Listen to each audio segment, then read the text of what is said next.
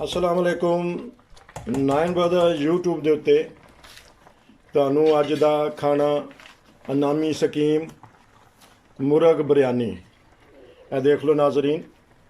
बिरयानी मसाला डाल के मुर्ग नू अच्छी तरह भुनिया है, एदा बना लिया है।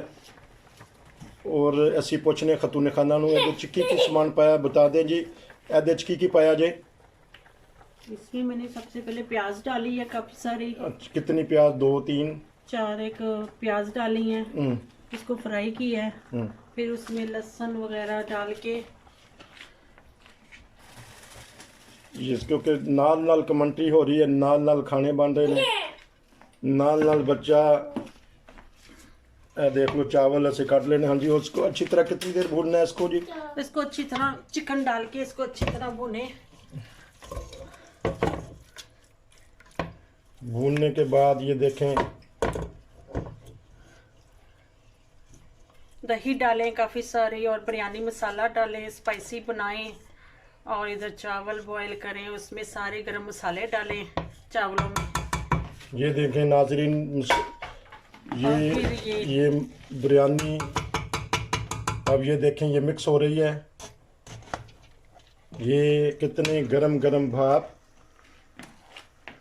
ये गरम गरम biryani nine brother YouTube TV पर दम पे रख देना बस। आपको मुर्ग बिरयानी दिखाई जा रही है। ये देख लें माशाल्लाह, बिस्मिल्लाहिर्रहमानिर्रहीम। देखें ये इसको इसकी ये स्टाइल ये कर दिया।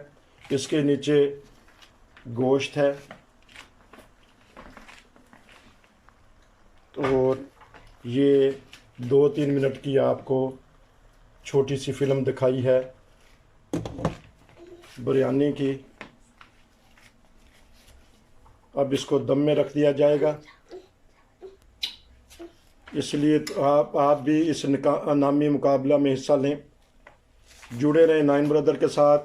अच्छे खाने। हाँ जी, तो नाजरीन हेलो जी, बिस्मिल्लाहिर्रहमानिर्रहीम। ए देख लो जी, बिरयानी तुहानू याद आएगी हाजी दी बिरयानी, लाहौरी बिरयानी। ए देख लो, ए देख लो नाजरीन, ए देख लो पोटियाँ। सारे दुनिया के नाजरीन नू असी दरखास्त करने हैं कि अच्छे खाने बनाओ, वीडियो बनाओ, अनामी मुकाबले की स्कीम च हिस्सा लवो। ऐ देखो सोच और होया देखो कि तुहाडे हत्थ दीयां चीज़ां जिहड़ियां बनियां होणगियां वो पूरी दुनिया देखेगी। ए देखो नाजरीन,